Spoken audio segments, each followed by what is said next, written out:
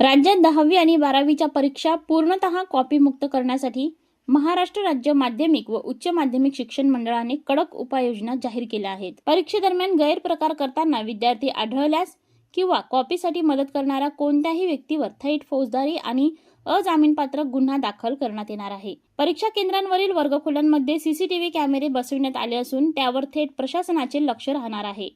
राज्यस्तरीय समितीसोबतच जिल्हा स्तरावर दक्षता समिती आणि भरारी पथके सक्रिय राहणार आहेत।